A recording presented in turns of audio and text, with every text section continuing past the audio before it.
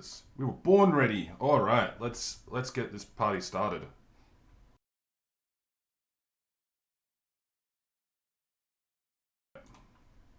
All right, we are transitioning. All right, let's get my brain in there. Yeah, Cthulhu Fatagan. There we go. Oh, I need to mute your stream. And you need to do that as well, buddy. I just shared it. So it'll come up. Love the feedback. We love it. So we'll, technical difficulties aside of incompetence of our friends. Still someone looping around, it would seem. Is there? I think we're good now. All right, welcome, greetings and salutations, my friends. We are back with salutations. We are back. We are trying to fit more on the screen, but the webcams are a little bit smaller. So hopefully it works out. We are down one player, Ignacio, today, so I will be taking on his role as good as possible, I guess, as best as possible. Can you make sure you do the voice as well, Josh? Yes, I'm Ignacio. I'm so sad and moody. Yes.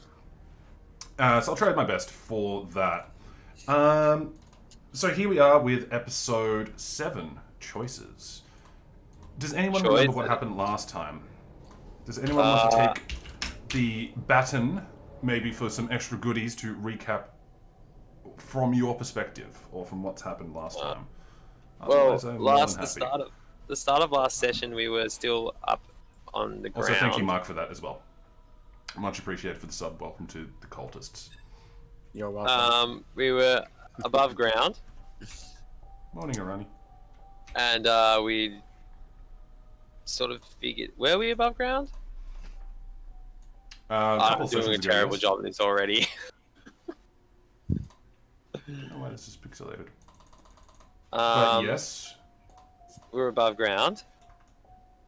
And we figured we were checking the last of the houses. That was 3 episodes ago, but yes. Was it actually 3 episodes ago? Oh my god! Maybe you should do it, dude. I'm not. Would you like a chance there, Mark? You think I was sober by the end of our last game? Do I think you're sober now? We're working on it. We're working on it. Yes. All right. Well, I'm happy to take the baton from it because that is what I do best. So, essentially, in this world, devils and demons have risen up, taken over most of Faerun, if not most of the world here of Toril. Now, it's been about 10 years or so of the demon and devil uprising. The adventurers are kind of the next generation have come through, or haven't really seen this uprising too much.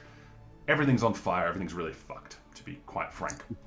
Now, what we can see, what this team has done is they were captured, they were able to escape together, they found a small settlement that one of the NPCs was bringing a message to, Daryl Whitehorse was bringing a message to. They're on a hunt for magic, in essence, essentially. These 3 random adventurers all have one thing tying them together, is magic. Magic power, magic items, magic in general, which should be abundant considering how much evil has overridden the world. Now, getting to this village, they were already tempted by some of this magic. They knew that they could try and assist the world and put the demons back into their hole, and the devils. They know that there are multiple portals around, and Daryl Whitehorse had a message that contained a fragment, I should say, of a encrypted message that could be the key to saving the world. Now, they were going to run off and go follow the trail back to other towns, but the mayor suggested, it's a long trip. Maybe you could do a couple of errands around the yard, and I'll give you some supplies as a thank you. Now, they were given some choices. They decided to investigate some rat bodies, because rats were, some mysterious forces that turned out to be rats, kind of picking off all the game and lively stock around them. they realized it was rats, and long story short, they're in this massive fucking cave now. It's taken them a couple of episodes, a lot of puzzles to navigate through this quite simple maze, in my opinion. But, you know, we're dealing with toddlers here. Last 2 sessions, they met with an NPC called Flurbo, a mannequin whose soul is bound... an elf whose soul is bound to a mannequin. The parties agreed to help him out, to try and find out what's happened and bring him back to his original body. He looks like we haven't. Oh no. We asked him to come along with us. We don't trust him. We don't trust him to leave yet. We've kind of been like, "Can you come along with us for the moment?" You offered help. I distinctly wrote down you offered to help him. I think there's a mutual agreement that if he helps us, if he helps us kind of explore this cave, we will help him get his body back. Yeah, it's purely business. Yeah. Yeah, there was a business relationship struck by it. It's like, okay, you help me, I help you. We'll try and work it out together there. Yeah. However, on that basis, he didn't really give a shit. He's like, I'll do it on my own, but... Yeah. No, he definitely needed the help. And you guys are like, look, you help us, we help you. Mutually beneficial. So clear the dungeon first, then we'll go and, try and help you out with your body. Unfortunately, he can't really remember too much of it. Which is a little bit sad. Maybe pieces come back together. Now, working around, there was multiple puzzles, multiple riddles that you had over the last couple of sessions. You got kind of a little bit stuck in this one room to your left, as it were, where there was a mirror on the wall. The mirror had each one of the party characters holding an object and looking different to what they usually were. And they had to sacrifice or offer up said item that they were holding in the mirror, but not in real life, to the door behind them. The door opened up, revealing another inscription, which essentially the team realized that they needed to wait until nightfall before any of the other doors leading further into this dark cave. Obviously, well-sculpted dark cave, a little bit dank. Sounds of rattling bones, big lumbering creatures off into the distance. Screams and wails kind of can be heard. The dragging of wood against kind of stone as well, all around them. And they thought it was a good idea to have a long rest in the dungeon. Exactly where this square was. Unfortunately, because I've got dynamic lighting on, the other guys will just have to trust me. They rested there, and I proposed to Ignacio or Eddie a choice. Roll a d4 or double it. Without even hearing what I was rolling for, he's like, double it. And he got very lucky. This was to see if he was prepared enough for an ambush. And if the characters taking a long rest would actually complete their long rest. He got incredibly lucky. He doubled it. He got the number correct. And they were able to avoid an ambush, get a long rest, and actually prepare and don everything they needed. After the ambush of skeletons, zombies, and ghouls, the team decided to progress forward to their right after opening the large double doors that were over near Ignacio at the moment. And at this point in time, they hear the faint dripping sounds coming from the north of water hitting rock and chanting of many cultists and screams and wails coming from the south. What? I do need to ask the question, or 2 questions. I remember around here, this is where we offered everything. Yep. Did that window, that door opened, didn't it? Yeah, so the team offered a candle, a memory, a book, and a deck of cards. Offering those 4 items to the door opened up, and you had the inscription behind it, which read. You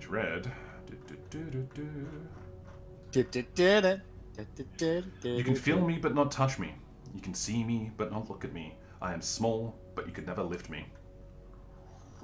which you guys concluded to be darkness. There was also another riddle after you turned off the light, which concluded sun. struggling on that, Flobo assisted you and said we have to wait until nighttime. Oh yeah. At the And moment, then it's nighttime. Wait, I thought we slept and got ambushed, and now we're you here. slept, got ambushed, and now you're here. Yep, that's exactly right. Yeah, you beauty. Can on that note, can you also chuck in your radius for a torch, please? You should be able to see it because it's literally just a torch on your screen at the moment. Zoom around the game until you see Shebeard, and it should literally look like a horror film or some sort of cheesy knockoff. Oh, okay. So what we can see now is what we're good for. Yeah, you haven't got that's that. the torch radius. You don't have the circle. Oh, okay. Oh, okay. I can put the circle there if it makes your life easier to see what it is. No. But this is called dynamic lighting. So, from my perspective, I can barely make out the difference because I can see all. What I might do is make it a little bit darker or brighter. That's too bright. We'll make it a little bit darker just to add to it. But yes, now at this crossroads, going north or south, what do you guys decide to do? There we go. That's a bit more obvious. So, screams of torture to the north and dripping sounds to the south? Dripping sounds to the north, and screams of chanting or voices of chanting down to the south. Is the chanting, with the hearing of chanting, is it of English? Can we make out what they're saying? It's a language you wouldn't comprehend. A language you couldn't comprehend. So it's not infernal or... Oh, what's the other one? Bloody Infernal, abyssal. No, it's none of those. Damn. I go to Shibi and be like, did you want to check the previous room, like that previous door, to see if it's open? As our main reason for sleeping was to go back and come back at nighttime. I think that Shebeard would probably agree with that logic. Ignacio? Ignacio is not here, so he's going to be autopiloted, and I don't like making decisions too much for him. But yeah, you guys didn't check out the door, so it might be good. Ignacio at this point would say, because at the end, right at the end, he did say that there's a shadowy figure behind us. Thanks. It lingered for a moment and then disappeared. Could have been the trick of the light or something. I'm not entirely sure. Okay. Who has the candle of who has the torch of power? That would be Shebeard? That's me, yeah. Okay. On that note, Shebeard lead the way. Lead the way. Okay, so Shebeard leads the way. Which way was it again? South. South? Yeah. Here? Yeah. At this point in time, where... You sure? This is just an empty room. I don't load things for specific reasons. Yeah, I was going to say, you can slow down. Firstly, the door is closed, so... I don't load things because I know you guys just, like, click things really fast. So, there's a door here, and there's the inscription on the door. Last you checked, it was, like, a solid rock. It kind of looked like it could open up, but that's kind of what you were waiting for. And you heard the clicks and clacks of everything else kind of unlock last time, but you haven't actually checked if this door is openable or not. Yeah. If in doubt, shout it out. Yeah, exactly.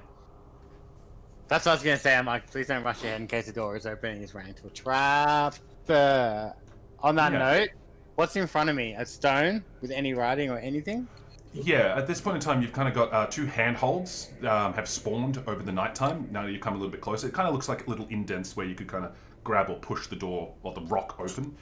You've got the two inscriptions that you've concluded last time, the two riddles. Thank you. Okay, two handholds. How big are they?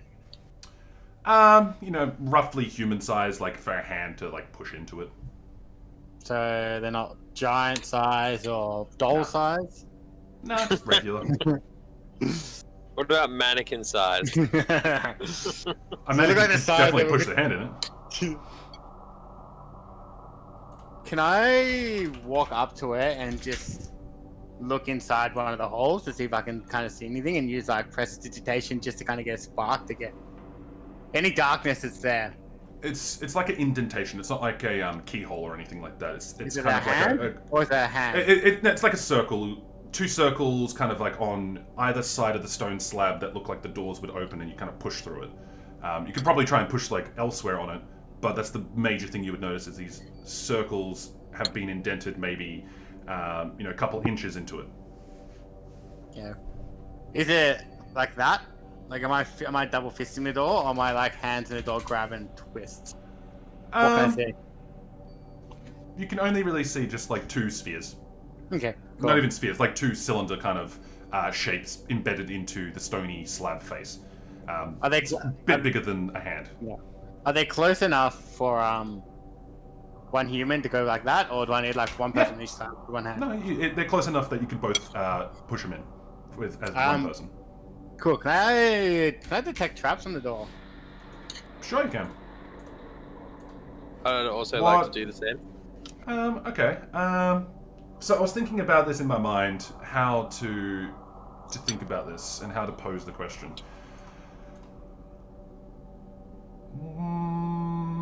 Given the context that Shebeard has, looked for a lot of physical traps, go and give me an investigation there, Shebeard. For Force Kin, considering you're kind of new at this and you're more of the magic side, you can give me Arcana checks. Typically, you won't find a physical lock and key trap with an Arcana. Yep. But to help you out as you're a new player there, you might want to start looking for possibility of any magic traps there, or maybe magic glyphs. Especially if Shebeard's going to be looking for physical. I was going to do both. I was going to go, can I detect any traps? Then can I detect any magic? Okay. Anything that would catch my eye, any engravings, any standouts. Is there a portrait of Robo on the fucking door? Yeah, love it. Okay, so Shebeard, you get the feeling that it's not trapped. It's pretty normal. Like you've kind of run your hand around the outside and the walls. You can't really see anything that's too eluding, that's too scary or dangerous. For Force Kin, you do notice that there is a distinct faint leak of magic, like a very, very light leak of magic that's wired up to this door. You kind of, with your roll, feel that it's an alarm spell. Alarm is kind of like literally what it says. It's like maybe a tripwire or something. You put it on a doorway in this example, and if you cross the barrier or trigger it, an alarm goes off, either echoing out or mentally to the caster. Okay, trickling out and mentally to the caster. Mm-hmm. You personally could try and disarm it. Yeah. How cautious do I want to edge on the side of caution? How cautious do you want to edge on the side of caution? How cautious do I want to edge on the side of caution? I don't feel like dying because I got knocked down once. Cool. Can I try and... No, actually. I would like to go to Shebeard and be like, I would like to cast a ritual of Detect Magic to see if I can identify anything or recognize any, magical wires hanging or whatever. Sure. Sure, man. You guys happy to spend the 10 minutes kind of sitting there and having a bit of a look? Yep. And at this point in time, I'd like to do the whole... But I'd like to go to Shebeard and be like, can you protect me while I do this? You don't have to be like right up against it to do it. You could pick a more suitable location if you wanted, or anything like that. No, I'd like to do the whole come with Mother Earth, sit in front of it with legs crossed, doing the whole Cthulhu. Yeah. Yeah, that's totally fine. You can definitely do that. Yeah. Ignacio will do what he normally does in these situations and give a perception check. Oh, nat 20 on the perception. How nice. And while this is going on, you can also do one as well there, Shebeard. Perception. Mm-hmm. Oh, big rolls today. Big rolls. That's. I'd like to say that is 2 2s in a row. At this point in time, you realize that foreskin cast prestidigitation and your pants are wet. All right, cool. No doubt. Great rolls there, guys. This meeting will end in 10 minutes. Fuck off. Do you want to? Hopefully get the extension. Hopefully we get the extension. All right, so I need to invest in a better fucking Zoom or something else there. Okay, so Flobo kind of stands in his corner. Ignacio will look up the stairs, I guess. And I guess you'll look at the corridor there, Shebeard. I don't know. So Ignacio will kind of stand over here if you want. Still in the light, looking up the stairs, and I guess you'd be like, here? Question mark? Yep. Maybe. All right. A couple minutes go past, and you still hear the faint chanting off into the distance. It is starting to build up and rise. You still hear the clanking of bones against the stones, the slippery stones, as it were, and the faint dripping sounds coming along. Really high in the distance, Ignacio hears a small, muffled cry. He barely makes out the small, muffled cry, maybe of a child or something, off into the distance. Sounds like maybe 2 of them over there. Flurbo sits down and, while stationary, looks exactly like a doll. 10 minutes passes. What do I see? Do I see any distinctive magical traps that are highlighted to me, or can notice any specific things? Yeah, you see that the whole door is rigged with the alarm trap. So if the door opens up, you'll know that the alarm goes off. Or the person will know the alarm goes off. Person, thing, demon, or thing, or doll. The caster. Yeah. So you get. So how about you link the spell so everyone can have a bit of a look at it? But essentially, you get these. There we go. You get these. That's mage hand. You get these goggles that allow you to view magic around it. There, detect magic. Yeah. So you got these nice little goggles on now. So you see, obviously, Flurbo is magical. His whole body is glowing. You see Ignacio kind of glowing as well. That's probably because of his skin there.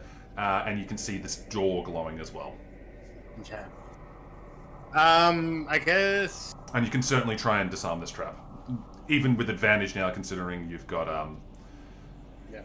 Can I go a clear understanding. Yeah. Because assuming, because I didn't even hear what you were saying to Shebeard. I'd like to turn to Shebeard and be like, "You happy for me to go ahead and try and disarm?" Be my guest. You beauty, and try and disarm. All right, give me a Arcana check. In fact, give me a flat D20 and add your intelligence. How about that? Flat D20, add your intelligence. Is that just you can just click on intelligence and we'll roll it for you. Okay, cool. What you're hearing now is kind of what you hear in the background. 6. All right, cool. As you Initiative? Initiative? No, but you can use inspiration. Inspiration. You have Did you say you had advantage? Also, you're exhausted. I forgot to add. No, we had a long rest. You had a long rest. Good point. Thank you for that. All right, you're not exhausted anymore. Very good pickup. You can use your inspiration, but I'm fairly certain you used it last time. Let me just double check. I haven't used it. To import it. I've had a lot of initiative inspirations I've never used because I just hit like a boss. You only ever get 1. Oh. Exactly. Welcome, Welcome to the Guy Scott, mate. My record shows that you have no inspiration currently. Don't I? I don't have any initiative. I have +1 initiative on my fucking scorecard. I had a look, and there is none there. You've got initiative, yes, but not inspiration. I checked both Roll20 and D&D Beyond. Here's initiative. Sure, you want to go into combat? Yes. Unfortunately, given you roll and no other ability to re-roll it that I can see even to help you out there, unfortunately, you did have advantage because you did see the traps. Good point. Yeah. You said he had advantage. I definitely said you had advantage. Use And you detect didn't pick magic. it. Oh, I didn't even use the shift or control. Hey, shift or control. Guys, shift or control. The power of D&D Beyond. Exactly. Is that you don't know how to you don't know how it works. Don't know how it fucking works, mate. Yeah. 13. That's a bit better. So that is just enough to be able to disarm this trap. So, being able to... What was it? Do I get like a magical splinter? You feel that you barely pulled it off. It was by the skin of your teeth, essentially, being able to disarm this. But you're able to disarm the alarm. By the size of your penis, yes, minuscule. Lest we forget. You were able to disarm it. You beauty. Okay. This point in time, I'd like to turn. So this is what the actually. Wow, I know this is what the clock was actually. Remember yesterday we're going over it. Yeah, concentration. I wonder if it stays there for 10 minutes or not. Won't stay there for 10 minutes. Or like, I don't think it's time-based. Okay, at this point in time, I go to Shearbeard. Gee, I don't really want to. Did you want to push it open? Did you want to frontman this?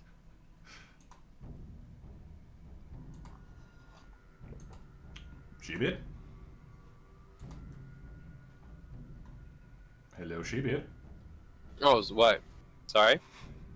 I said, I gotta turn to Sheebeard and be like, would you like to frontman this door? Oh, I always like front man every door, mate. Let's go. Okay, I just step back. I guess Flurbo will move to the middle, and Ignacio will get to the middle as well. Just preparing. Just in case. And okay, so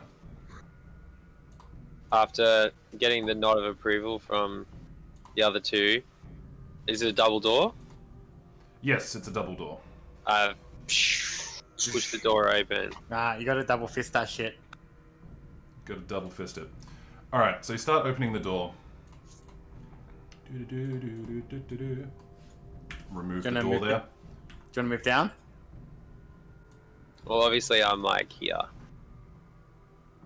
Yeah, you'd be more here to open the door. You open it up, and given what you can see currently is an empty room with a small chest in the middle. A medium-sized chest in the middle. Okay. Sounds like we should run over there and open it. I'd like to approach Shearbeard with my magical goggles and that well-illustrated chest. Can I see any magic? Yes, from this point you can. What do I see? You see another alarm spell on it. On the chest? Mm-hmm.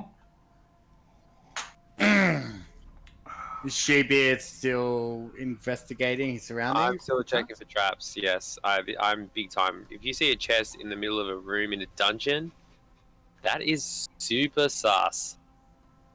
It's like when you see, like, oh, look, there's a there's a crocodile. I'm gonna poke it. I'm gonna stick my thumb right up its ass.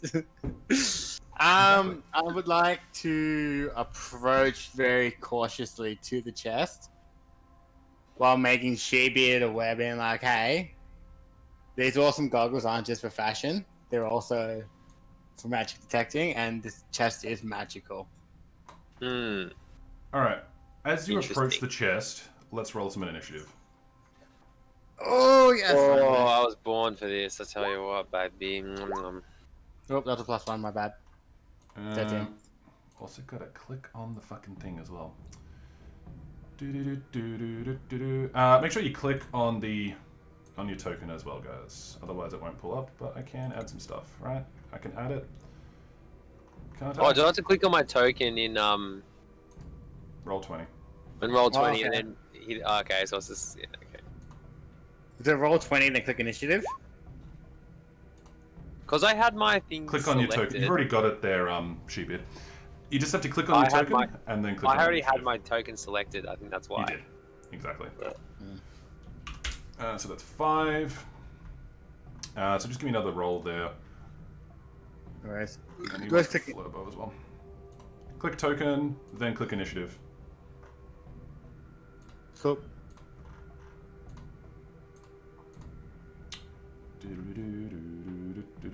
What else have I got?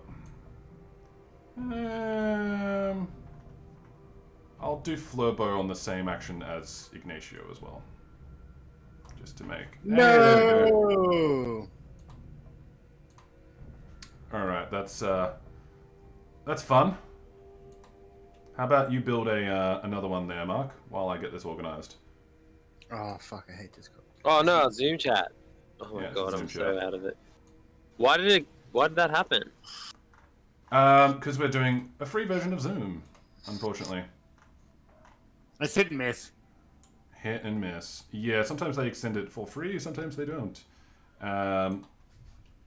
Let's see if I can just pump one out really quick. Pump it. Louder. Alright, well there's my face split into numerous directions. Let me send the invites out, guys. Yep. Face a bull. Nice.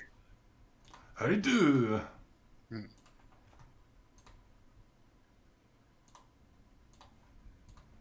Okay, bit of tabletop coffee, but do you feel that if we're rolling initiative, there might be combat coming up? I think it's a pretty good indicator there, mate. I've Pretty also good indicator. look. It might just be some fucking wizard stuff, but I definitely feels like there may be for combat. Just Well- a feeling. Combat. You have very keen Columbian. mind there. I know. Not just a +4 to intelligence, mate. It's cool. I'll admit people coffee join as well. Hang on, sometimes it doesn't work if it's in Messenger. The link like doesn't. I mean myself. Yes, please. Cool. While you're figuring that out, not be coffee. supported. Could you link that link in Discord, please? Hang on, let me try it first. Let me try. You can always copy paste it yourself, but hey, I will do it for you because I am a merciful god. All right, while you're doing that, Yeah, but then You it asks actually- me to put like a password in and shit, and it's annoying. Like, it's annoying. I can't do it. All right, Literally, cool. I can't. So, what do we got here? Any of you think cones? who is that? Twitch chat. Yeah, but it's obviously one of my mates. Constificator. I have no clue who that is. But no, haven't in years, mate. This is a drug-free stream. It's a cane-free stream, mate. Alright, cool. What do we got? So, Mark, are you hosting this? No, it's Wow and Wanda. Yeah, Wanda's Wow hosting it. and Yeah. Can you let Alright, me so... Can you let me in, please? Yes, Daddy. Alright, cool. Now, out of the back, this shadowy figure that Ignacio saw before comes out and hits him. Let's have a look. Do I need to mute myself? Yes, you do. Yes, But I'll mute you as well. Cool. So he comes out, this shadow, wraithing him with his claws and looking like a dementor, essentially. This hooded, raggedy, cloaked figure misses as he kind of lunges out there at him, feebly grabbing him. His epic attack just fails. Just fails, yes, luckily. That's all it Oh, will I'm do. watching a stream. That is a conflict of interest. Sorry, did you say a shadowy figure? I can't. Oh, so I can't even. Oh, there we go. It's like, behind you all, by the way. I was like, where the fuck is this shadowy figure? In fact, I think... Yeah, the shadowy figure's on Ignacio at the moment. Oh. Yeah. Yep. Yeah, they move 30. I think these guys move 20 as well. Let's make sure. Yeah, they only move 20. You lucky me one. Do I have? There and there. Who the fuck is this guy on me? Kind of like this.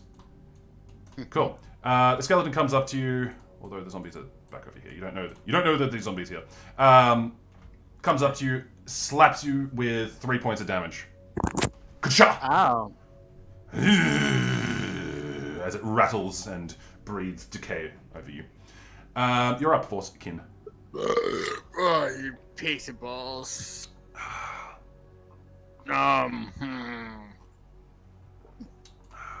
Also, make a Constitution saving throw to see if your detect magic still goes up.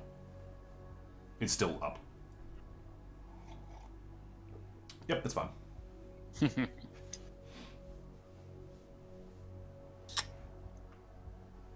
What would you like to do? You got a skeleton right in your face. I don't like damage.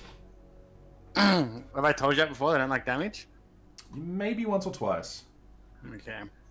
I will be using Mind Thrust on the most. On would you like me to link it? Sure. Click Mind Thrust. Mind Thrust. Link. We'll figure this out eventually. I'd like to cast Mind Thrust. Let's see. Thrust your mind. Okay, so that's it. Yep.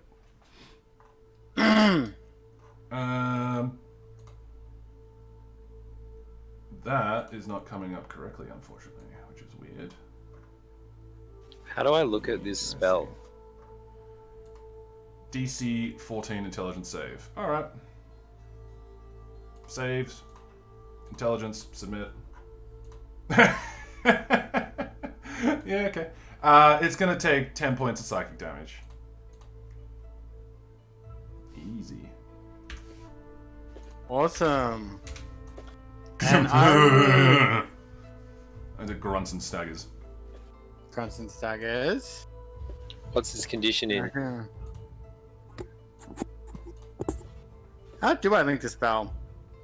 There should just be a description to link. So if you go to if you click on the spell itself instead of doing like the name itself, it'll pull up the description.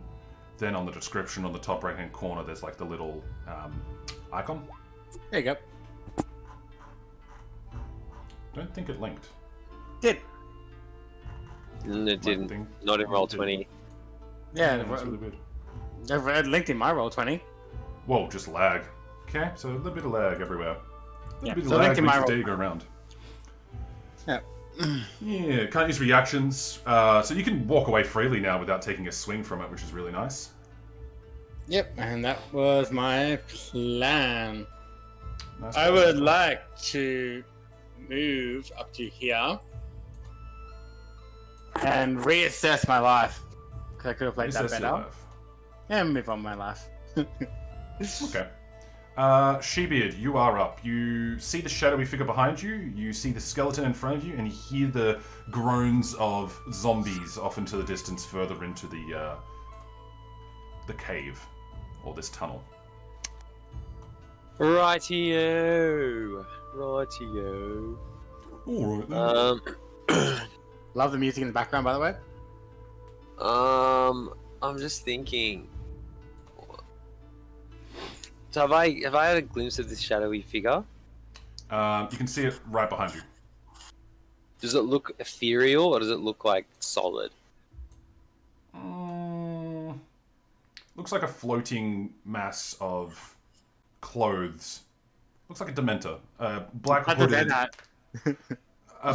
hooded floating creature that has no legs, but you saw maybe briefly it reach out with some arms. So you would probably assume that it's got some sort of mass. Okay. It has some mass. Mm-hmm. Okay, well, and it's focused on Ignacio right now. Mm-hmm. Okay, well, I guess I would charge up to it and swing my great axe at it. Oh, and no, sorry, I'd like to bonus action rage as well.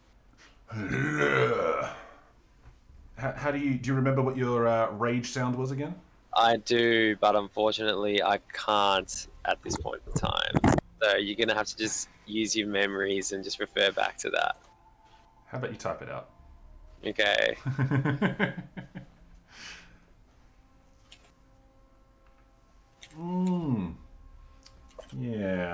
trying to be PC, apparently? Ah, because probably Tess is studying or something. Shield mother, guide my hand! He screams out as he charges towards the shadow, brandishing this gigantic two-handed axe. Should I Yeah, go for it. do some... Well, let's just see if I hit for it. first. Oh, that's a crit. Oh my god. What First do I crit do of the day, now? boys. I've got my Divine Fury to add to this. Oh my god. So what do I do? Do I just do my damage twice, or do I do my damage and double it? I forgot. We are going to do my nice homebrew rule. Okay. You can do them separately. So, firstly, we do maximum damage that you can do. Then you roll. So give me a roll, and we're also going to apply your max damage. So that would be 12 Mark, plus 6. So I just got a crit, Mark. yeah, That's a nice one. Yeah. yeah, nice crit to begin the combat. So that's I gonna go start like off this. well. Just roll normally, and okay, so yep, that's what you would do. So you rolled a 1. So you rolled a nat 20, and then you rolled a 1 on a d12. But we're gonna add 12 points damage because that's the maximum you can do on your great axe. Yeah. So that's, goddamn, that's a lot of damage. That's what I could do. That's 18. damage. Then And then you've I've got Divine your Fury radiant. as well. Yes, which I'll also double. Okay. Well, add the maximum now. Okay, Jesus so 11. Christ. All right. That was beautiful. Absolutely beautiful. You just one-shot this ghastly figure to oblivion, essentially. You feel as you're slicing through that your axe kind of goes through its ethereal body. There was nothing solid there, but as it kind of hits the center focal point, it explodes with this divine light, and that seems to be very effective into just annihilating this into the next dimension. Okay, wicked. Has he got Kinda plasma? crumbles. Wait, has he got plasma all over him? Kind of puffs into smoke. Okay, he hasn't got ghost plasma. No, it's not ghost plasma. No, I didn't get jizzed on, mate. Okay. No. You've still got a little bit of movement if you want, but I don't think you have anything else to do at that point. Well, I'll just burn the rest of my movement running back towards Force Kin. Yeah, you can probably like get in the middle. Yeah. 1, 2, 3. 1, 2, 3. Yeah. That'll allow you to get, yeah, like maybe here or something. Okay. Like on this block. Okay. Cool.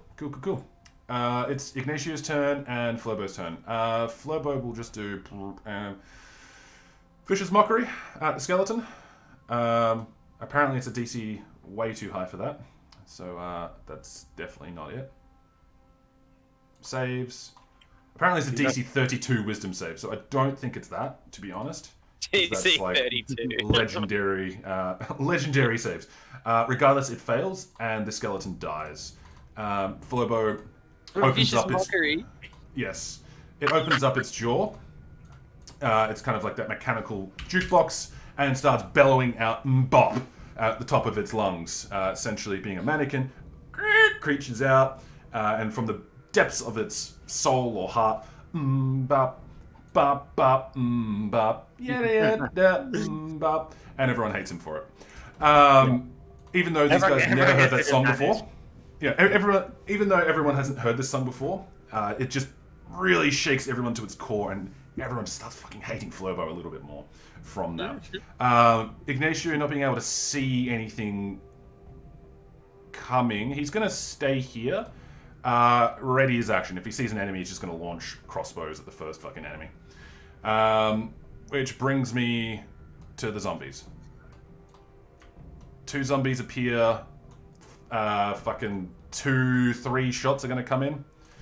Or maybe just 2 shots. Normal roll. A 9. Wait, I should do D&D Beyond. We're going to ignore that one. We're going to do D&D Beyond. Attack 1. 15. That's a bit better for 6 points. Doesn't kill it, so it does bonus action. Attack 2. 11 points in total. Just making sure that's right. 1, 2, 3 plus 3. Cool.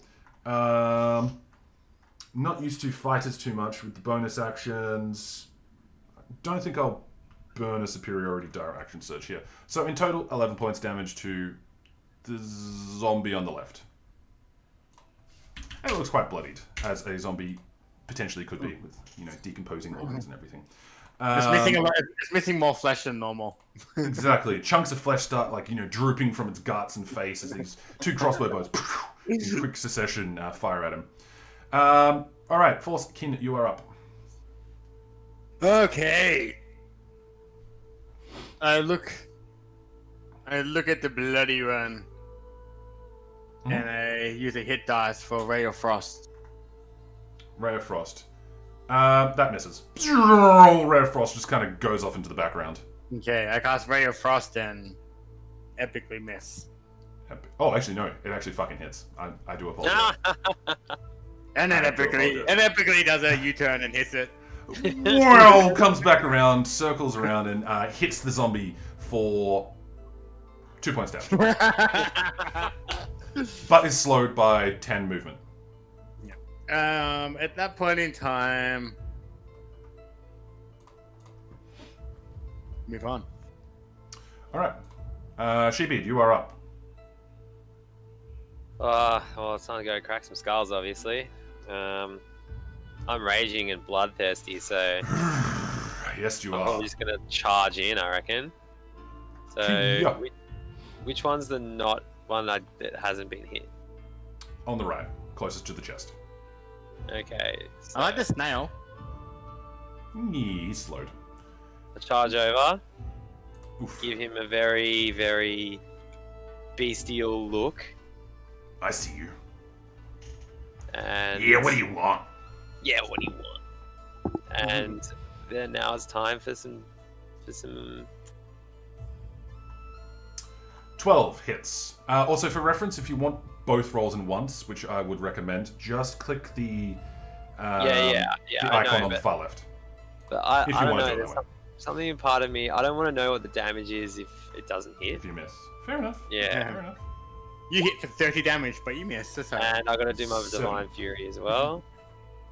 Okay, so we've Can got... you link Divine Fury, please? I can. Yeah. So that's a part of his subclass, essentially. He gets it at How do I level link it again? 3. Click on the name, it'll open up the information, then there'll be like a little roll icon or a little icon on the top right. It'll be red. Beyond? This, Oh, yeah. yes. Whoop. No. No, it's under the red icon. It says displayed in VTT, not Okay. highlighted. There you go. And that's what it is. It's quite nice indeed. Unfortunately, you rolled a 2 on that time as well. So really low rolls for that, but you got that crit though, which was nice. So stepping forward, you leave kind of the others in the edge of the darkness. Rushing forward, you're able to hit the zombie, striking it almost down. It seems to be taking a bit of a wind knocked out of it, if it could have wind, and it seems quite bloodied as well. Both of them seem very worse for wear. Was there anything else? I don't think you can do anything else, to be honest. I can't do anything else. I can move, but if I move, I'll just provoke opportunity. So You could try and move without provoking opportunity to like here if you wanted between the two of them. So if the other zombie moved past, just to help you out there. So as long as you don't move out of its reach, you don't provoke opportunity. okay, well, So if you wanted to stand between them. All right, Flurbo will do what Flurbo does best and does vicious mockery at the slightly more healthy fucking zombie. Wisdom. It fails that and takes 1 point damage. One. And it's just like growling at Flurbo, just like brains. Ignacio will do 1 shot at the first zombie on the right. Hits for 5 points damage. It's still up, so he'll take another shot at the zombie. Using his bonus action. Ooh, that's 24 plus 2. That's nice. And does 6 points of damage, knocking it dead. What are these? What is this damage he's producing. Yeah, he's got a lot of consistent damage. Being in the dark, he doesn't like it. He's going to step a little bit closer, still behind Forcekin. And Flurbo's gonna stay behind him still. Get his creep on. Alright, my zombie's just gonna go straight for Shebeard. Slam. Misses. That's the zombie's turn. Zombie's not very interesting here. Forcekin, you're up. I wish I had Fireball. Just Fireball the whole room. Yes. But, the classic fireball. yeah. Solution to everything. He's almost dead and he's bleeding to death with all your teammates in the room. Fireball, please. Yes. And no evocation. You'll No be happy to know- evocation. I'd like to let the You can target specific exclude enemy. people from being hit by your fireball as well. I know that, Bob. Yeah, I wouldn't That's do not. I'd like to assume I was drunk in rage. Yeah, it's a simple Freya Frost. Oh, you're a nun's wife. Alright, give me a That's D100. that's a 1 right there, I think you'll find. Yes, that is a nat 1. And we like ones. We do like ones. I'm Yeah, gonna give me a D100. Slash roll D1.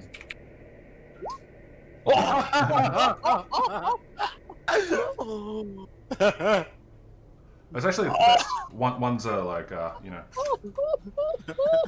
Nice. But that's rough. That's rough. But 100 is the worst roll on my scale of things. So you subjectively got the best there. What happens? at the moment is Really? yeah. Give me a dex save. I thought 1 on a D100 was like you literally drop dead of a heart attack like straight away. Nah, 100 is the. 100 is fun. 100 could probably just kill Forcekin outright. Probably. We'll see. Anyway, dex save 13. You are totally fine for any further repercussions except for falling prone at the moment. So, casting Ray of Frost, you accidentally cast at the base of your feet, causing you to slip a little bit. You still fall to the ground, and you are prone at this point. But you don't take any damage and you don't lose any concentration or have to do any concentration checks there. To get up from prone, you just use half of your movement speed. Prone So means just- anyone melee attacking you gets advantage. That was the most milk So, I've just ever to seen in my life. So just to confirm, I didn't hit. No, you did not Okay. hit. Well, hit myself. That counts for something. Surely you rolling a 1 on a D100 is like you just reroll your character. That's 100, mate. I much prefer the 100. You gotta reward Yeah? the high numbers, not the really low numbers. And then, So the you got 15. Next round, coffee. Next round, coffee rolls 100, rolls a 1, and then rolls And 100. then 100. I would just roll a It's been some real D1000 roller just to see. coaster rolls so far. Yeah. Can Yeah, I? It's intense. Yeah, can I just use half my movement speed to stand back up and be like, Yep, that was awkward. done. Yeah, that was awkward. Yep. Sure it yep. was. Yeah, Ignicio says, yeah, I didn't see anything. You're totally fine. And Flurbo goes, ha, stupid fucking blue man. Can't stand up. Dumb cunt. Shut your goddamn whore mouth, Furbo. Bop, bop, bop, bop.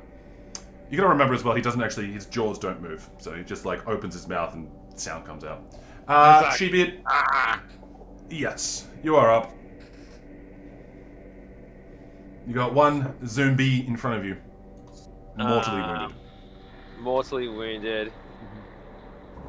Well, I think we all know how this is going to go. how this As a goes. barbarian. It's very similar to your rogue and other adventures as well. One He's a sneak mort- attack, please. Yeah, that is. Is a mortally wounded zombie just a skeleton? Skeleton with a little extra flesh. Yeah. Alright. Identity that- issues. You strike it down. Congratulations. You have defeated everything in this immediate vicinity. Huzzah! Congratulations! Yay! And no one took a single point of damage. Fuck off. Mark did. Yes, no one important took a single point of damage. Yes, correct. Yes, quite. Yes. Yes, indeed. A wise choice. Did Flurbo just rush to the chest? Yeah, you see the little mannequin go, oh, click, click, shiny, and starts like hobbling to the chest. How long has it been? How long was this fight? 4 rounds, like, not even a minute. Oh, okay, awesome. Half a minute. It's been probably like 2 minutes in total since casting it, at most. Okay, so it's like when like in Dragon Ball Z where it's a 30-minute episode, but really it's a 2-minute fight. Exactly. Okay. Yeah. Yeah, That's no worries. exactly it. And I can still see all the magic around it. Yes. I would like to turn to Shebeard and speak to him in Giant and just give him a heads up that, hey, Shebeard, chest is fucking magical and Flurbo's running into it. Might want to take a step back, just in case. I guess my response to that is to sort of casually nod at Borskin and then walk over in a very cavalier way to Flurbo, pick him up and be like, "You ain't going nowhere." Do I have to do an opposing strength check here? It'll be an opposing strength check here. Okay. It's not going to be hard unless I'm raging. Don't I get advantage? If you haven't hit anything in combat, you stop raging. I'll allow it for now because it's like one action after combat. Essentially, as soon as the zombie dies, he's just like bee running for the chest there. Yeah. So you can have advantage on that. Okay. So opposing strength checks. Let's go. Boom. I could have just rolled it with advantage. Oh, what am I saving? It's the same thing, again. isn't it? Yeah, it's the same thing. +6, 3 and 3. Yeah, you're easily able to pick up this tiny, tiny little mannequin that like barely comes up to your shins. Hey, get off me! What are you doing? I want to open it. And I say to him, "This chest is trapped. Do not be hasty." Well, do you know how to disarm it then? Maybe we do. At this point in time, I'd like to step forward. Ignacio will stand in the back, keeping an eye out. Yeah. And he'll So I just just step forward and kind of obviously just try and disarm the chest. So Flurbo saw you try and disarm the last one, and barely made it. And he was able to pick up on that, so he goes, "Hey, I could try and disarm this for you as well. I'm a bit of a specialist when it comes to this. If you want." Have you seen this chest before, Flurbo? Is this bringing something to mind? I have no clue where I am. I've never seen this place before. Remember, I was stuck in a stone slab. I guess. Apparently, it's been hundreds of years. Just turn. Go into Shebeard and go, what do you reckon? I'm wary, I'd say. So I would sort of be like, What? Not sure if this is the most wise decision. Do you know magic, Flurbo? I know how to disarm traps and magic traps. I got a magical voice as well.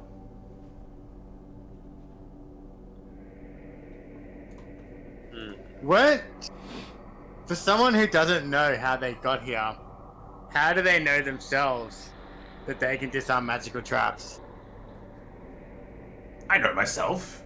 I've been in a spot of trouble here and there, you know what I mean? Maybe one time getting locked up by a baron or baroness, maybe doing some cheeky business. I have to improvise some things sometimes. Were you a wizard in your previous, before you were here? No. I'm a bard. Yeah, I think he's a bard. A bard, Yeah. Toot toot magic flute, you know?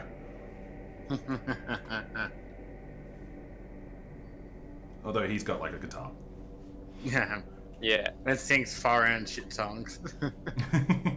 Yeah, he sings songs from a land you've never heard before. Yeah. It's the final countdown. Exactly.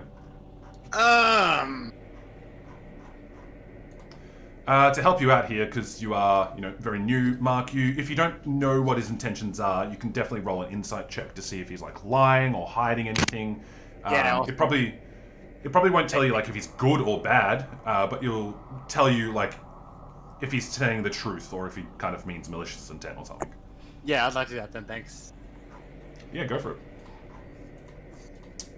10. Yeah, like Philbo seems pretty honest. Like he's definitely crafty. You've seen him do a bunch of things. Considering he's a bard, you probably know that they are, multi-talented.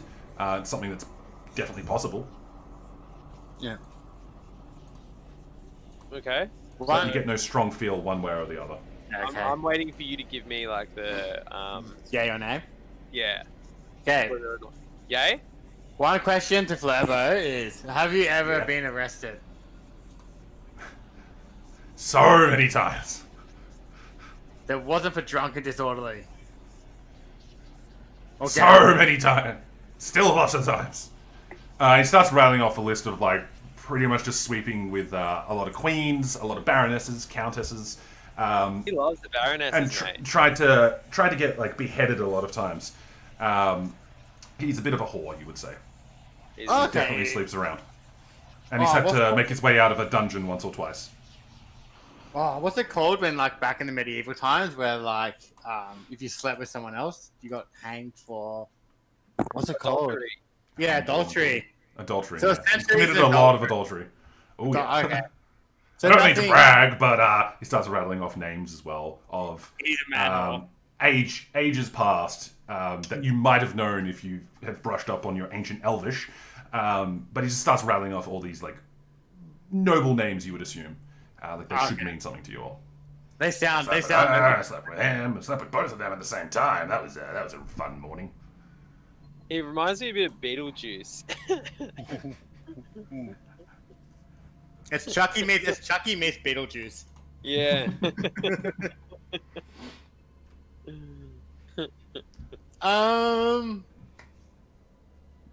So, am I letting him go? Shit. Wow. Yeah. Given the aura, you know it's not going to be like a fireball or anything like that. You know it's going to be... It's letting off the same aura as the alarm. Like the same kind of magic as the alarm spell there. But I don't want him to find his dead corpse in there to be resurrected and kill us. Sure. The disarming well, the trap, like it's a pretty big, sturdy metal chest. You might be able to stop him before opening it after disarming it if you wanted. If that was like your concern there. Yeah, I like that. I like that route. I'd like to be on edge at this whole point in time. Maybe I'll just say to him, you may disarm the trap for us, but I will be the one opening the chest. And at this point in time, I would like to take 2 steps back, though. Mm-hmm. Can you get another Zoom started there, Mark? Yeah, that's fine. He goes, yeah, all right. Well, it's the least I could do to help you out. I can sense there's a little bit of trust issues lacking here, so I'll try my best there. Did you want to help me here, Foreskin? Maybe the two minds together can prevail. If you assist him, he gets advantage. If you wanted to do that, Mark. But if you're skeptical or anything like that, there might be a ploy. Maybe you don't want to. There's no way in hell I'm helping him. Alright, that's fine. Alright, suit yourself. 13. Alright. With some luck, he was able to disarm the trap. See, there you go. No problems whatsoever. Glad I could help. And he takes a step back. It's all yours. Have at it. I guess I'll walk up and open it. Okay. Cool. Can I check You for are- actual traps? Yes, you can. Yes, you can. I was gonna say, I know what I'm gonna do. But... Yeah, you can definitely check for physical traps. Okay, so that's an investigation. Yep. Ooh. It's fine. Totally fine. Okay, sweet. You well, start to open the chest. As you open the chest, you see a couple of shinies on the ground. Kind of in that chest there, kind of neatly stacked. You see 3 potions of healing, and you also see a small skull. Maybe the skull of some sort of humanoid figure. Is probably, it's got the discerning features. Horns, smallish, eye sockets, sitting there. 3 healing potions and a skull. I guess I pick up the skull and the healing potions. Pick up the skull, throw the healing potions away. I pick the healing potions up, and I throw them to Foreskin. Poor choice of say words. potions. I can chuck them in the inventory. Actually, I might hang on to these. I've now decided. I'm the barbarian. I'm the one in the thick of things. We all happy if I hang on to these healing potions? All good, mate. All good. Okay, cool. And then Ignacio suggests that maybe it's good if we all have one, just in case. Things are coming from everywhere. And we lost Mark. Oh, Mark's setting up probably the other one. Yep. Yeah. I'm thinking of that one. Maybe it's good if we all have one, just in case. Okay, I know you take the most damage, or like in the front lines, but things are coming from everywhere. Okay, so everyone Just a gets thought. I don't know. Don't hurt me. Okay. And then afterwards, I grab the skull out and I turn to, what's his name again? Forgotten. Ignacio, Flurbo, Foreskin. Flurbo. So I turn to Flurbo and I go, "This belongs to you, buddy." No. Go have a look. Yeah. Toss him the skull. Sure, so you toss him the skull. Let's have a look here. No, not mine. Definitely not mine. It's too small. Looks like a child or something. Interesting. And he hands it back to you. D&D Discord, Mark, please. Yeah, don't turn that one. Sorry, I was fucking around with something quickly. Rude. How about I just start it again? And he hands you back the skull. Okay, cool. I guess I just go, Foreskin, would you like to maybe investigate this to see if it has any magical meaning or if it's just a regular old skull? Oh, you're doing it, Josh? Yep. Easy. Cool. Yeah, so this skull there. Sorry, give me a hot moment while I do this shit. Let's have a look. What is Ignacio good at? With the powers of D&D Beyond, we find out that he... Yeah, okay. Ignatio's gonna keep a lookout still. He's Did you put it in Discord, Josh? Do you want to make it in Discord. Facebook? I think Facebook as well. I'm using a fucking $300 laptop here for this site. I really should just invest in a fucking webcam. But Really should.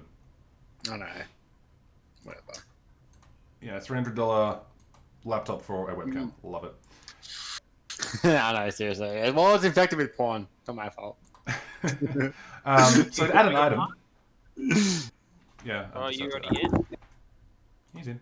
So don't forget to add an item to your equipment as well. Alright. Coffee, get on it. Get on. We are in business. Oof. I felt so unimmersed in the D&D experience just then. Now I'm so back. Yeah. We have 3 healing pods and a skull. So in your equipment, what Ignacio suggested was everyone has one. One healing potion. Okay. I agree. I concur with Ignacio. Fuck you, Chief. So you can each add one to your equipment. So go to the equipment tab in D&D Beyond. You can go filter by type, and there'll be a potion of healing. Healing. Whoa. Can I go add items? Hang on, so I've gone to... You should be able to just add your own. Yep, equipment. There'll be a tab that says, or like a little rectangle square box that says manage equipment. And then just look for a potion of healing. Oh, yeah. There you go, guys. It's going to be the grey one, like the really simple one. Yeah. Potion of climbing. Yeah, man. Whole bunch of potions. So what about the skull? What do I put the skull in as? You can add that in like extras or notes or something. Okay. But Mark, I think you're hanging on for now because I feel like it would have magic significance. Wait, sorry. It was inventory, manage equipment, potion. Healing. You don't need to filter. Don't filter, otherwise it won't come up because it's apparently gear, the potion of healing. So just search for healing and it will come up with the 4 types. Cool. Potion of healing. We are in business. So we have a skull. Can I detect any magic on it? Sure. We can all kind of have a poke around and have a bit of a look. Can I have an arcana check on it just to see if I can detect any magic? Sure, go for it. Ignatio's still going to keep look because he's worried. Yeah, there's no real magic. Like again, like you've still got your like detect magic. So you see no magic coming from it, which is more appropriate for detecting magic. Arcana's more understanding if they're symbolized in some sort of ritual maybe that contains magic. The skulls and bones in general are used in many rituals and many practices. This one has no like major features. You would probably assume it's something dark if it is a magical component. It's not something that would be lightly used. Well, I need to know. I actually need to know what is the shape of the skull. Is it human? Is it elven? It looks like a human one, but elven and human are very similar. Flurbo will do a history check on it. He should have done it before. I should have rolled it for you guys as well. To try and discern if it was his or not. Yeah, not mine. Looks like maybe a child's skull. It's not the first time I've seen a skull. My own skull. Definitely not. When you've been locked up as many times as I have, you tend to see a couple of dead bodies. No, sorry, I meant to say his own skull. It's not the first time I've seen my own skull. Well, this is not my first rodeo, man. And he says it's most likely a child human skull. Yeah. On that note, probably a couple hundred years old. Okay. On that note, has the chanting or anything creepy kind of increased in sound since the battle has ended? So Ignacio, with his amazing role keeping watch, looking and hearing, he says, "Oi, I think that weird wooden sound, that scratching wooden sound's coming from up the stairs to the left. I think it's coming closer." Scratching wooden sounds, no worries. So you know how there was like the dragging of... It sounded like the dragging of wood over the stones, essentially. That was kind of the sound I was giving you guys. Bit of a 2x4 with a name in it. Maybe. It sounds definitely bigger than that, though. The chanting... In this room, the chanting is a little bit more quiet. It's not echoing as much. But you can still hear it off in the distance. Ignacio does say, I think I can hear kids in the background. Okay. I think there's trouble over there. Okay, we got big guy with the wood on the ground, and kids over here chanting. Okay. The kids are definitely not chanting. The kids definitely sound like they're like crying or like weeping. So we should start masturbating or what? That's a bit fucked up, even for you. I don't know. Is she right? On that note, Treebeard, what are you thinking? Go towards the kids crying, or do we go towards the guy with the big ass weapon? It sounds like battle or children. What's your poison? Definitely battle. Speaks for itself. Lead the way. Well, I think we should rescue the kids. Who knows what's going to happen to them? Whoa. Dilemma. Well, Like it is democracy, so if you guys do vote on it, then I guess he has to follow. Cerebus does say that. Yeah. Look, we have to make our way out of here anyway. You can always fight whatever's chanting. Surely that can't be good. Didn't you say the children and the chanting's come from the same direction?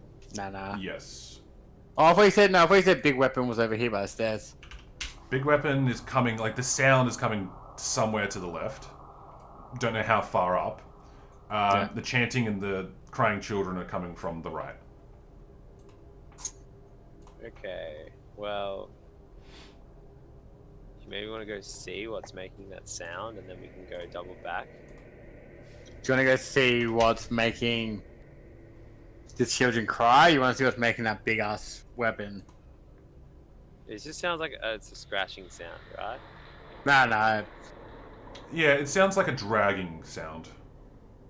The best way to describe it is, it's not like fingernails on chalkboard, but like fingernails on like really grainy wood. Like some Resident Evil shit, where it's gonna be some mutated zombie with like a fucking really slow dragging of claws or big heavy object over this stone. Think about Resident Evil 3, I think it is, with a giant zombie who's like 9 foot with a fucking giant mace with a gimp mask on and nails in his head. I've never played Resident Evil, so. Anyway. Well, Left or right, children or giant zombie potentially? Well, Mark, I've said one way. Oh, You yeah. said the other way. You know what? You're the decider there. You've got the power, mate. I'm feeling bloodthirsty. I've recently leveled up. I want to test my limits. Let's go to the fucking gigantic sounds. You lead the way though. Okay. But afterwards, can we go find the kids? Yes, of course. Alright. Of course. I don't acknowledge that. At this point in time, I would like to be wary of when sounds are increasing. Specifically towards giant huge guy or giant weapon guy. Sure. You can give me... Ignacio will also do that as well. Alright, Shebeard, lead on, I guess. Can I roll some maybe stealth or something like that? Oh, I guess we've got a torch. There's not really like It's not too stealthy. Whatever's there, Jeez. you know we're coming. 100%. Do you just want to be aware of like when the sound gets so ominous that it's close enough where you can be like, fuck, on guard? Yeah. Yeah. We're all kind of approaches like we're ready for battle. Okay. Alright, lead the way. Give me... As a group, let's do... I'd like to know that testosterone is flowing in the air. Like we got some big dick ready to kill some shit. And the atmosphere going. Let's do a group perception check. Okay. Yeah. Perception, yep. Perception. Jesus. Oof da. And he's gonna come back and be like, yeah, we all have to reroll. Maybe. Alright, cool. Onwards you go. Alright, let's charge. Charge! And you wanted to look for traps as you were going. As you came this way, you're pretty certain that you got rid of them all, so should be pretty good. But if you want to continue that, that's fine. It will slow you down a little bit. Nah. Yeah, I'm not looking for traps. I think surely nothing would magically reappear. Okay. When I get to this juncture, can I still? Which direction is it coming from? North. North. Get to this juncture. Which way is it coming from? Both left and right. Both left and right. Yep. The same sound? Yeah, essentially. You hear the rumblings, more of like a boulder kind of like rumbling or being pushed to the left, and on the right you hear kind of more of that scraping, dragging sound. So it's Indiana Jones on the left, giant zombie on the right. It's kind of scary. Listen to the music in fucking Roll20, mate. It says it all. With this in mind, do we reassess and maybe go help the children? This seems like it could get fucking dicey. Maybe save the children. If we're gonna wipe the party, may as well have Eddie here.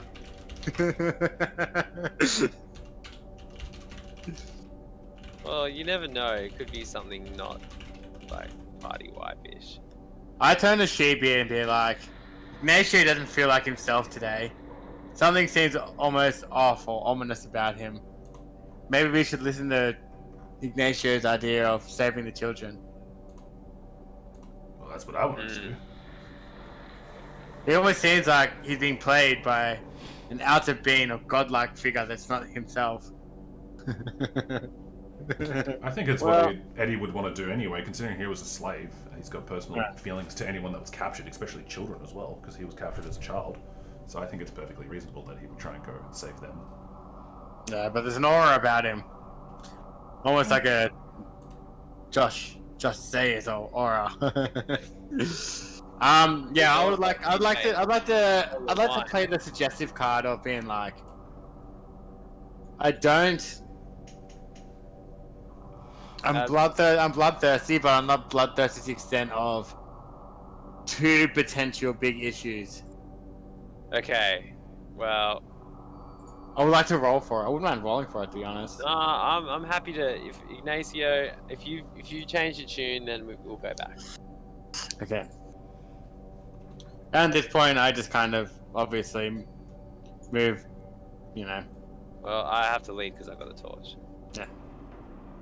Okay. So this way. We manned up. We manned up for like 30 seconds. Yeah, Ignacio is still like listening around and keeping watch in the rear. I got auto follow on for the other two guys, by the way, so that's why they're like following you. Okay. Yeah, he just says, yeah, it's chanting's still going on. I can't hear the kids anymore. Maybe we should hurry. Yeah. It says they're coming from the south somewhere. Okay, so the south. So I'm checking the tracks because I don't think we've been here yet. No. No, you haven't been here yet. You can give me one roll. One investigation.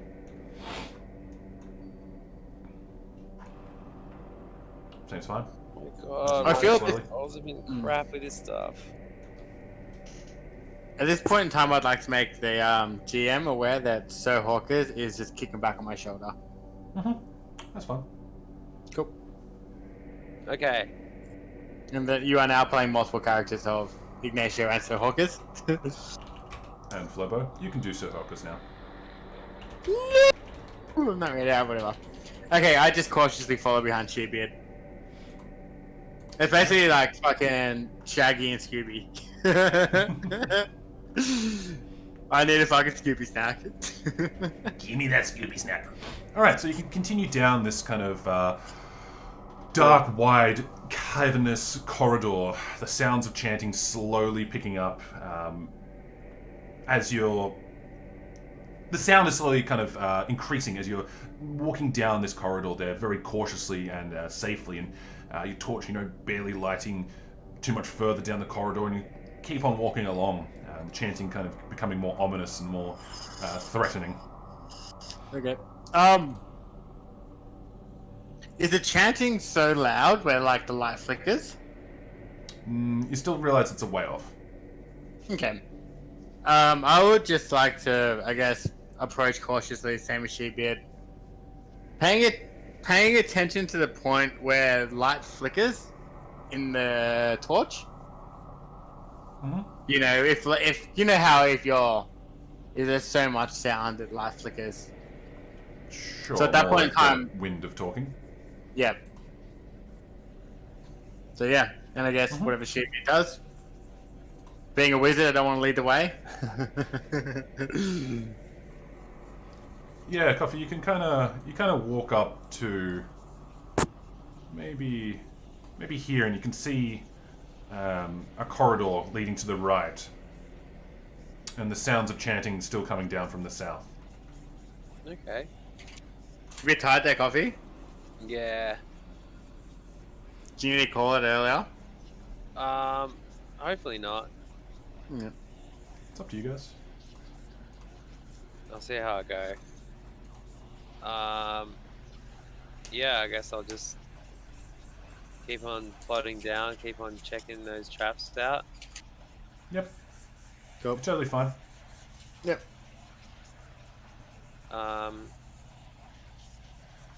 As we get to this corner, do we notice anything?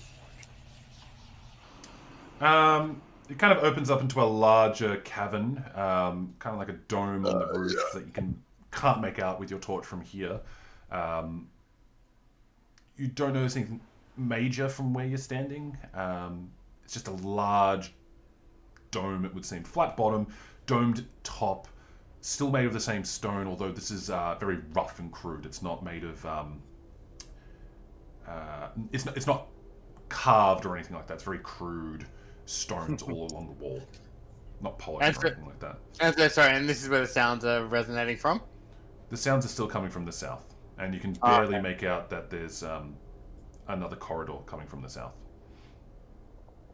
Ooh, actually, I got a question, I think. Mm-hmm. Come on, Sir Hawkers.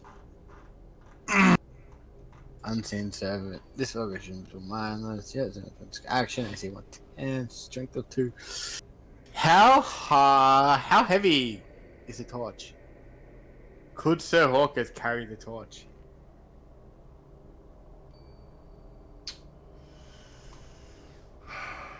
I don't know. I got strength Say of yes. 2. I got strength of 2. That's pretty weak. But, like, you could probably hold a torch. Sure, let's say yes. I go to Sheeby and be like, mate. Could I borrow the torch for 2 seconds to do a cheeky fly around of... Where do I need? I need this. A little cheeky fly... Could I, like, how high up are we actually, like, in terms of... How high is the roof? Are we talking like still about 30 disgustingly feet. high? 30 No, feet. it's not disgustingly high here. In this open, domed sphere, I guess, or room onto your right, definitely a lot higher. Okay, so it's like a semi-sphere. Whereas, like, it's flat and then it kind of goes... Gotcha. Sure. You can't see the Okay. whole room, but that's what you assume. Assuming, yeah, assumptions are made. Mm-hmm. Could I ask Sheebeard? Sheebeard, can I borrow the torch? 30 seconds, please.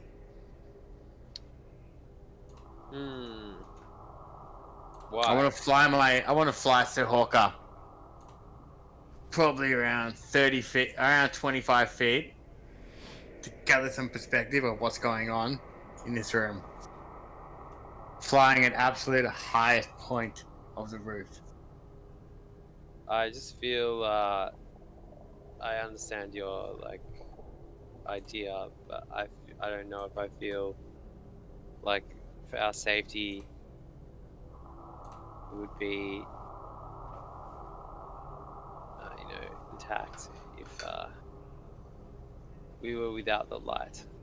Fair enough. 1 second. What?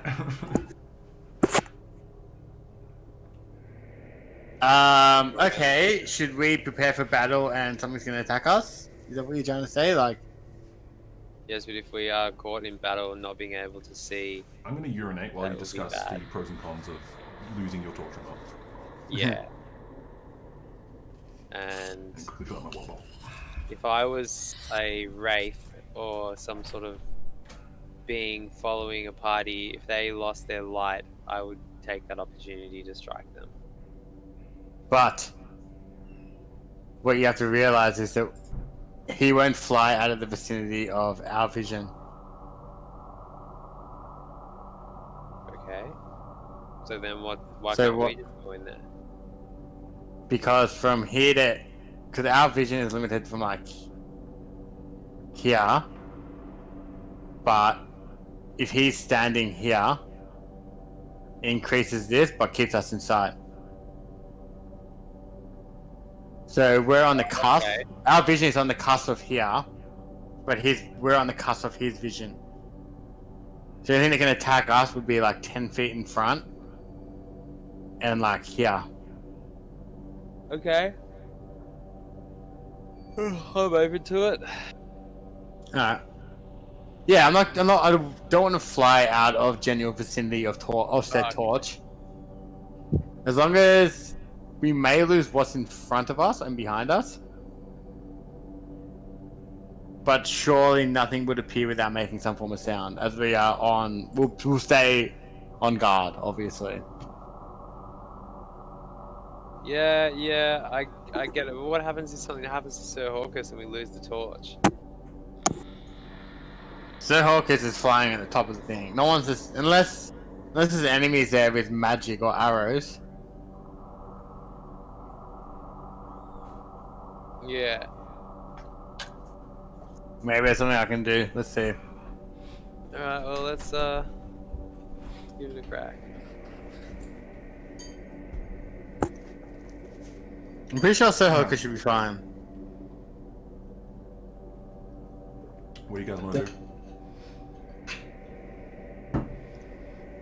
Our dilemma, and feel free to chime in, Ignacio, is that Sheepbeard is concerned that we might lose light. My argument against that was that Sir Hawkins will fly to the extent in which we sit on the cusp of the light. So as long as Sir Hawkins remains vision within, 20 feet. where we can see each other. Yep. That's fine. Okay. But Sheepbeard is concerned that Sir Hawkins might get shot down or killed in the process of doing this. Both are reasonable. And my argument for that is Sir Hawkins will be flying at the very top of the carrying like a torch, so it's like the most obvious target for any arrow. Yeah. Like it's Yeah. easy to get shot down. It's not your companion though, Sheepbeard, so do you care? I care about the torch falling out of the Why sky not and just going out. send Sheepbeard out there to have a look at it? Yeah. Have a look if there's anything in there first, then you can send Sir Hawkers up to the sky if it needs to. Yeah. That would be my compromise as Ignacio. Well, Sheepbeard, how do you feel about that option? Yeah, that's fine. Or would you like to continue south to save the children? Well, as new areas come up, it's good to have a little poke around. We're already here. Definitely. It's good to have a understanding of the surroundings. Ignacio would agree to that as well. Like, Yeah. don't want to get ambushed or anything. That was my argument for it. Was like, if there's people in there, we need to know, regardless. That's great. Yeah. All right. Well, let's go. I'm gonna move in. All right. Oh, that looks gnarly. I'm still checking for traps, by the way. Yep. No traps are triggered as you come through, so that's fine. And I'd like to maintain visual distance, visual Sheepbeard this whole point in time. Sure. What can And I see? I'm assuming my goggles, my magic goggles have worn off. No, you got a couple minutes left. Okay. A hot minute. Yeah. So, yeah, right when you need them. At this point in time, you can barely make out the roof, although 40 feet up, you can kind of see the top of it. Just almost maybe extending a little bit further. See you, Trico. What you see here is dug into the ground of this stone floor is this kind of crude drawing, or this crude structure, I would say. This pit made of this weird symbol, as you can see there. What's the red thing? It was a typo. You can get to the edge and probably easily look into it. It's maybe like 20 feet deep, so not like an enormous way down. And it just looks like an intricate pattern. I would like to optimize my magic goggles. What do I say? No magic. Motherfucker. Investigation. Sure. Investigate that bitch. Ignacio will do a perception again. Yeah, it seems you can give me an arcana or a history. That's probably more appropriate. Investigation, it just seems like a pattern on the ground, no particular traps or anything. It looks handcrafted. Outside of that, you don't see anything kind of in the nooks and crannies from where you're standing from. Nothing ominous. Definitely looks ominous. And the chanting picks up in the background as well. Okay. Does it react to certain words in the chanting? No. Okay, so it doesn't like glow on a certain word like Cthulhu. No. Alright, so no fucking kraken like creatures gonna spawn based off certain words and chanting? You don't know.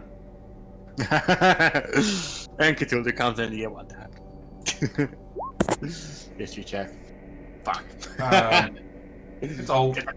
Yeah. It's as old as this cavern, if not older. Does it display pattern like symbols? No. Damn it. Alright. I also do a history check. Sure. Go for it. It comes from pattern descent. Yeah, very similar to Forsaken. It's older than the cavern. It's here before the cavern. Maybe the cavern was formed around it. Definitely looks handmade. Older than the cavern.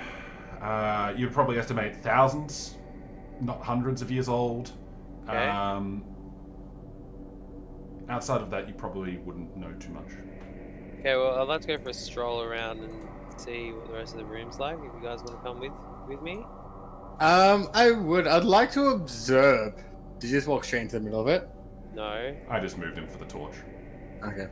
I would like to observe as we walk around it and slowly trail Shebeard of any skulls, bones, or weapons or material on the ground. Sure. Looking for anything that looks like it would be out of place, or should be there. Like, in terms of like a hammer and chisel, or bodies on the ground, or skeletons on the ground, so to speak. Hammer, chisel, or bodies, you know. Ignacio will still stand watch. Cool.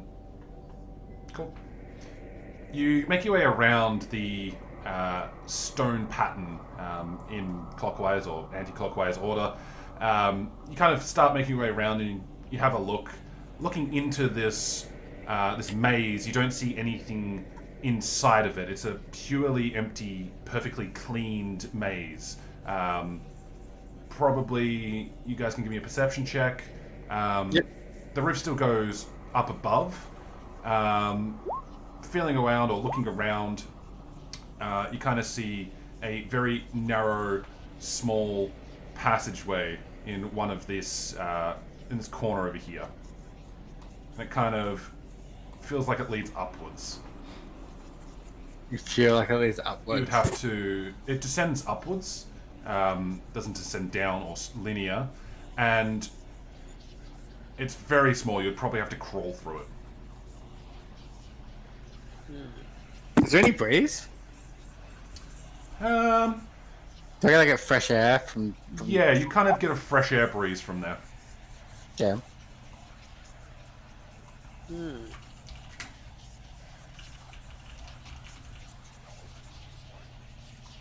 All right, we got the 10-minute clock, and then we're going to call it. Okay.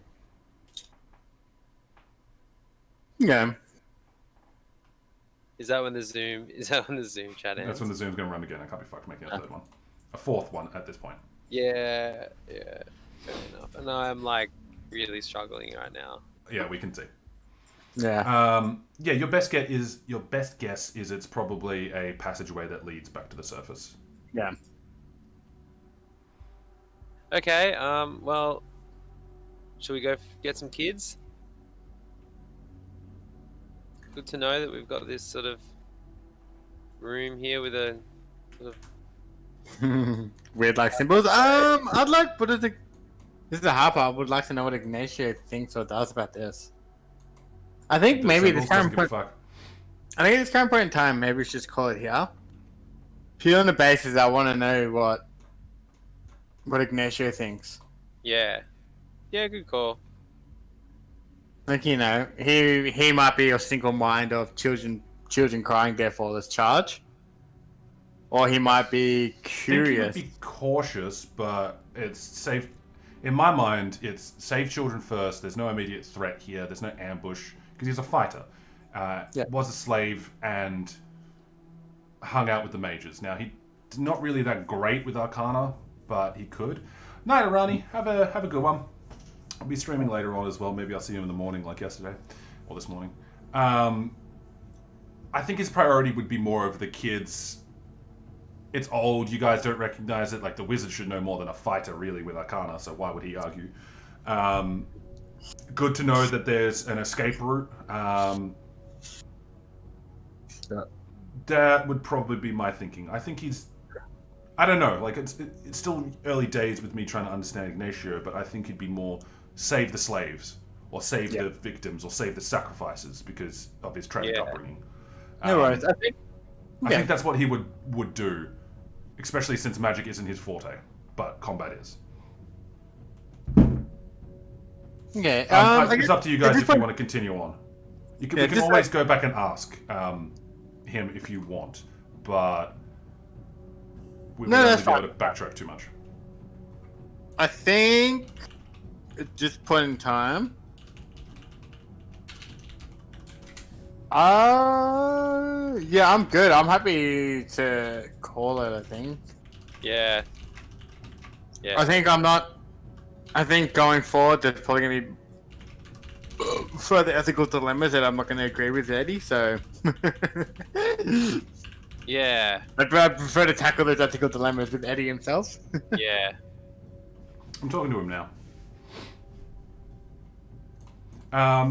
You can, like, I guess you can always come back here. I imagine.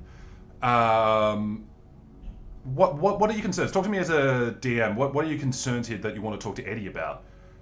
Obviously, you think this is really important, and my mind, you guys are thinking it's like a sacrificial circle or some sort of ritual circle, something like that. And you want Ignacio's input to see if he's like, oh yeah, this summons a god or something. Please, like, burn it or desecrate it or something like that. Or like put fucking Flurbo here. Sacrifice Flurbo. Or resurrect Flurbo. Potentially resurrect Flurbo here. In my eyes, this is a potential resurrection for Flurbo. Mainly the biggest issue. The main issue for me is that because I did such a crappy roll, I didn't get enough history or insight into what was going on. You haven't done an Arcana check, so give me an Arcana check to see if you recognize the symbols as any like cultist summonings or anything like that. Yeah, really good roll. Really, really good roll. So you're looking at it, you definitely see it as like a ritual circle. Probably something that holds something back. It's not a summoning circle, it's a protective barrier. Ancient magic. Ancient magic. You've heard stories about this as a Videlcan wizard in like the Mages Guild that you grew up in, essentially, where high-level magic, eons ago, at the birth of time, essentially, was cast. This looks like magic to hold back some sort of major power. Okay. That's what you would assume. You would know that you can't really destroy it, or at least, you know, not by physical means. And that's probably the extent. Like, you've heard about massive seals and massive barriers before, and this is something to stop an extra planar being coming in, or hold something in this realm. So, I guess between a wizard to, you know, DM. Yeah, I can fill in this could potentially be one of. This could not be the 9th portal, but the 10th portal of demons coming into this area. Considering you came into Baldur's Gate and you saw the portals, like you literally came through the portal, you know this is not a portal. 100% not a portal. I thought there was 9 portals. This could be a 10th portal potentially that hasn't broken. You would more likely assume that this is a barrier to those portals. You would be more likely to assume that this is a protective charm to block those portals out. Okay, as opposed to a summon. It's not a summoning circle, it's a blocking circle.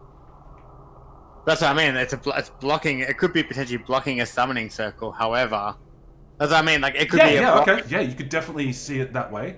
It'd be blocking the 10th portal, which could therefore, all Yeah. 10 align. I like to work on evens. All 10 align. This is the end of the world right here as we know it. If this breaks open, Yeah, you could definitely interpret it that way. 100%. yeah.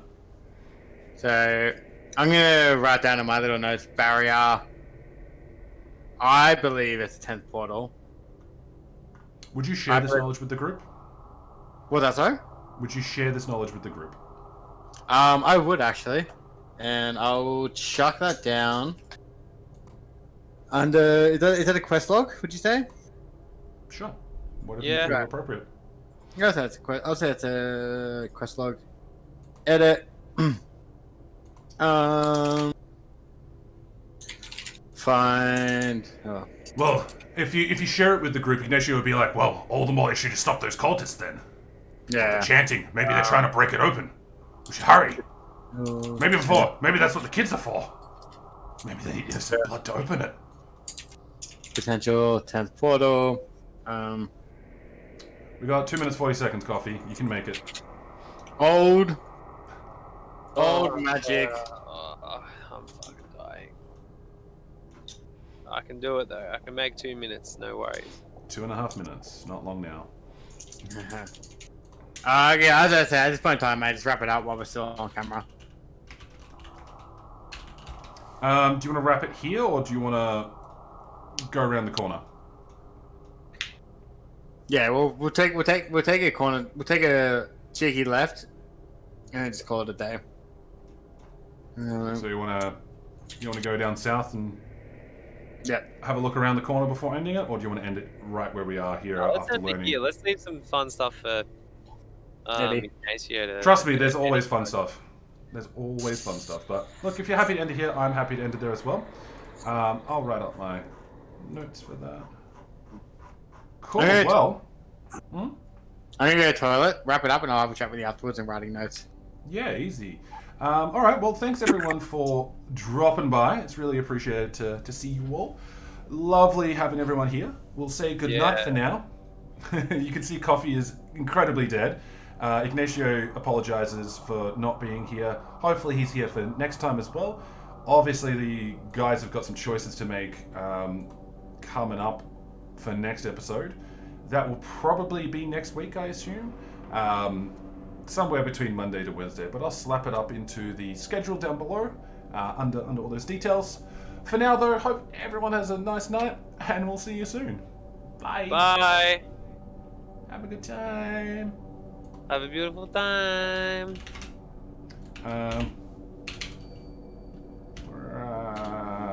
God, how do I do it? Are we clear? I'll mute you. I'm gonna host a channel, and I'm just gonna find the right one. But you guys are muted, so you can go if you want. All right, man. It was a pleasure.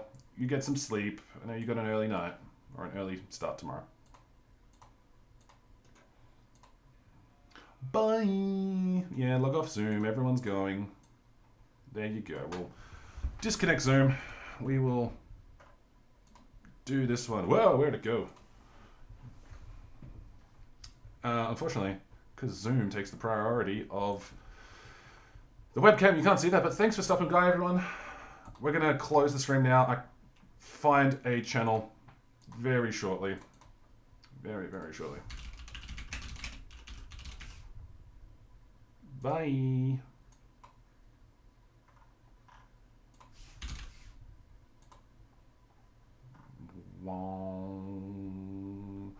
You know what? We're going to go AU Sunny. That sounds cool. /host AU Sunny. All right, guys. See ya.